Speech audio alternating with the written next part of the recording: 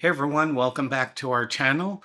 As we alluded to last week, we're making a pivot in our travels from RVs to boating. And with that comes a new name change for our channel, which is our RV travel and boating adventures.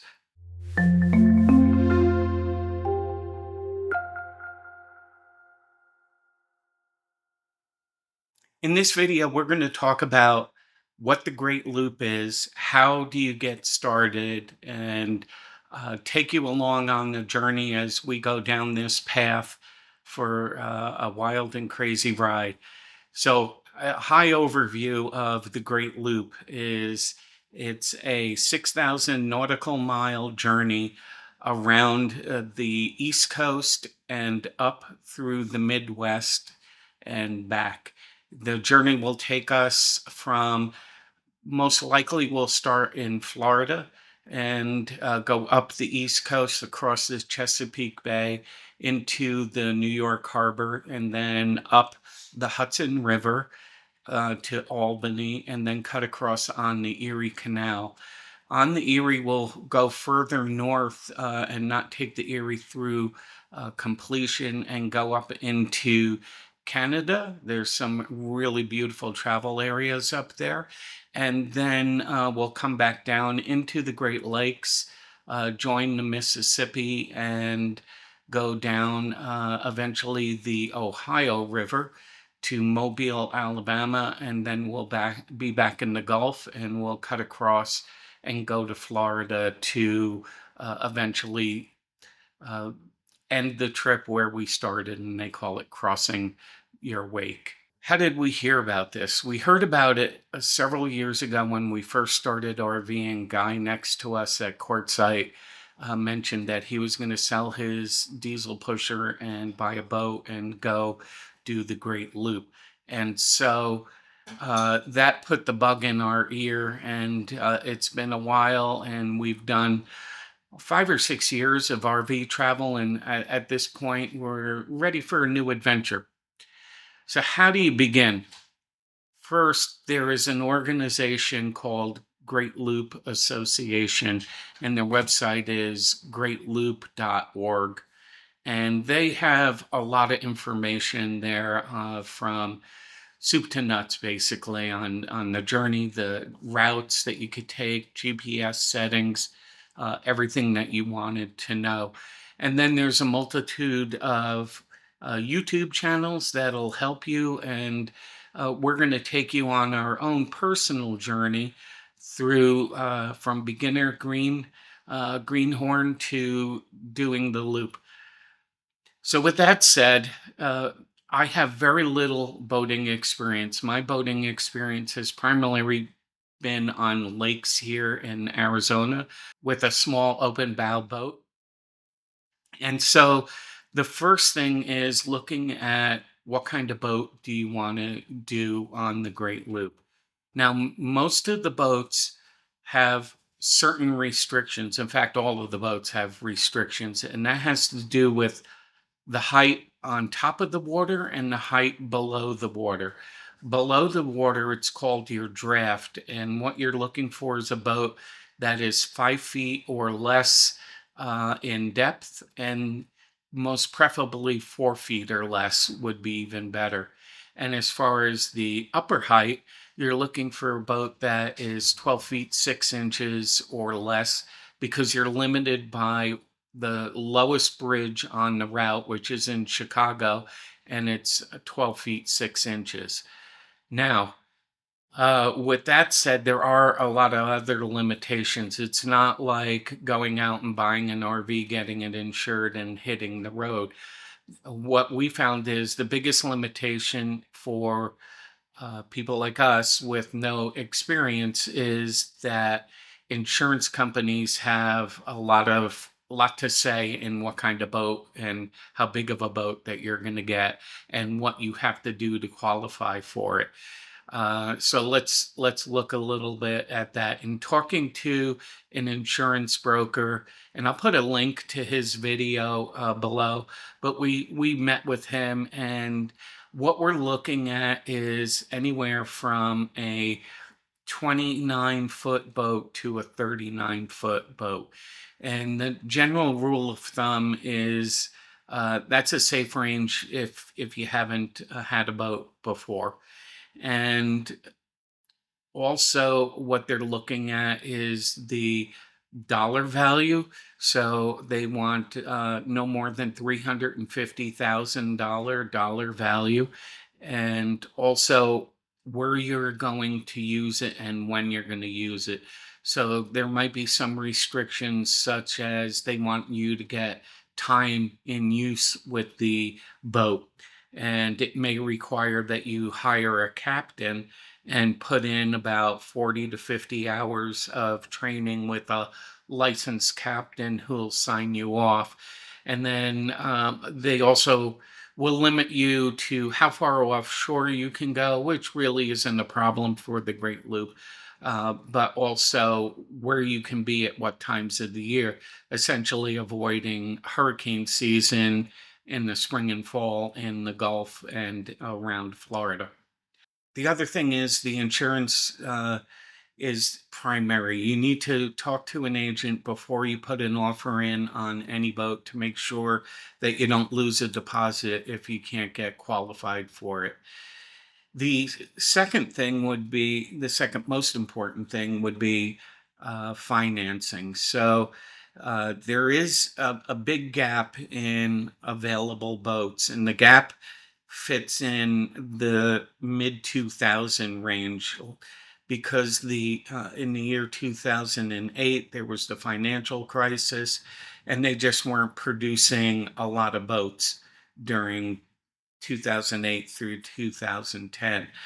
And financing a boat, they want to see that you're financing a boat no older than 20 years. And for that, you can go up to 350,000, but you're going to have to buy a 2006 or newer boat. And that's where the dilemma comes in, because there's not that many in the 2006 range. What we're finding is that there's a lot more as you get to 2012, 13. But as you get up in that range, they get very expensive.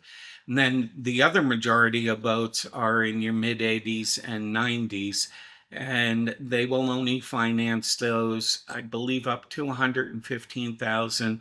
They will finance boats in the mid 80s, and there's a lot of them out there. They range from 20 to uh, the low twos in price range, depending on the boat that you get. And so they're but they don't finance for as many years. I think the older ones, they'll only go 15 years. The newer ones, they'll go 20-year financing, if financing is the way that you want to go. For us in particular, I really, I mean, I'd love to spend cash and buy an older boat, uh, but having experience with RVs, there's a lot of maintenance. And when you buy a boat in the 80s, it's had 30, 40 years of use, and you don't know what each owner has done different things to the boat. And it's been my experience with RVs, I've had to unravel a lot of things. You don't know how things were maintained. And I just don't want that headache being on the water. I want reliability. And so that's pushing us to uh, looking at more of a 15-year-old boat.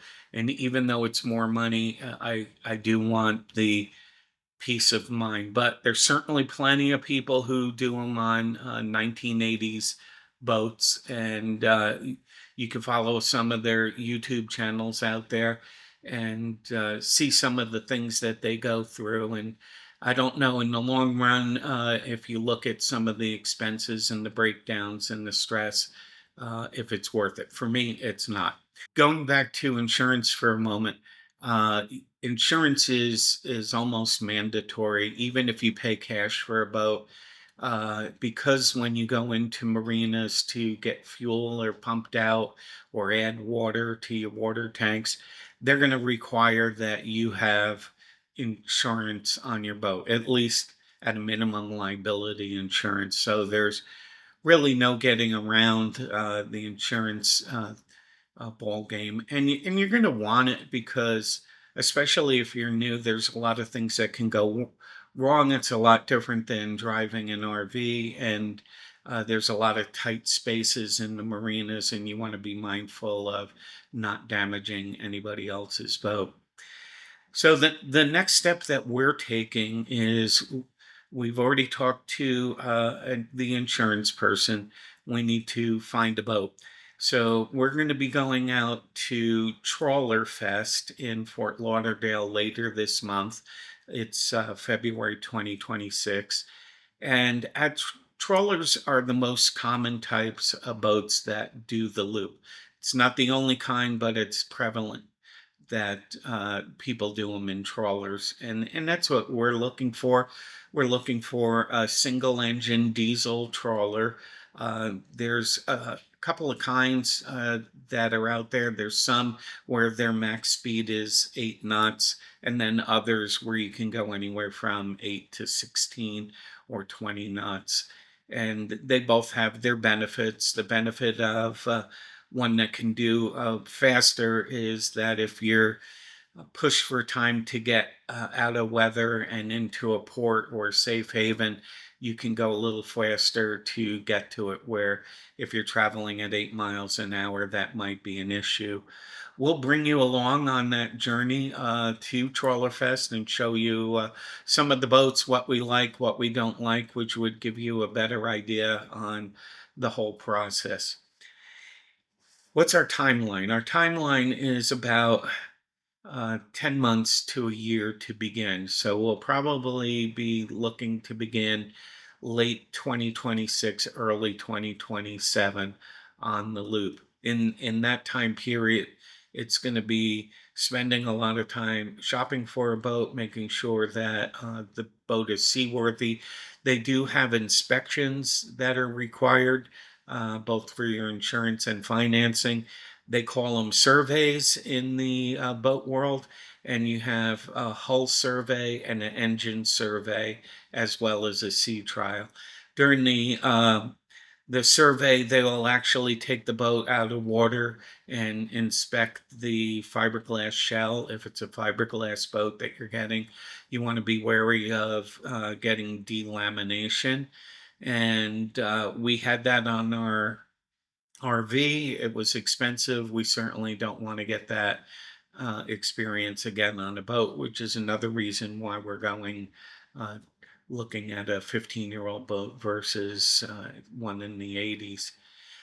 Then they also have a mechanic on board who will check the engine out and also run it through its paces on a waterway. And once you have all that done, and that's going to cost probably close to $2,000 to $3,000. So you can see it's an expensive process each time you're looking at a different boat. If it doesn't go through, you're looking at another couple of grand to go through this process again. Another reason that I want to go newer than older. So what we'll do is we'll bring you along. We'll show you the boats.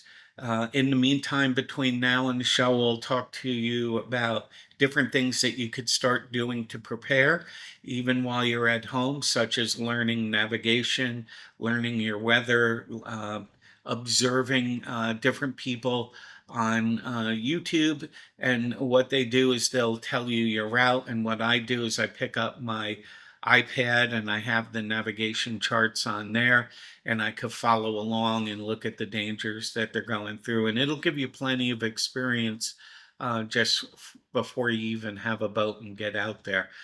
But until then, well, thanks for joining us on this new adventure. Hopefully it sparks some interest and plants a seed for you as it did for us many years ago. And when you're tired of RVing or doing other types of ventures, this is a great alternative. Take care, and we'll see you next time. Bye-bye.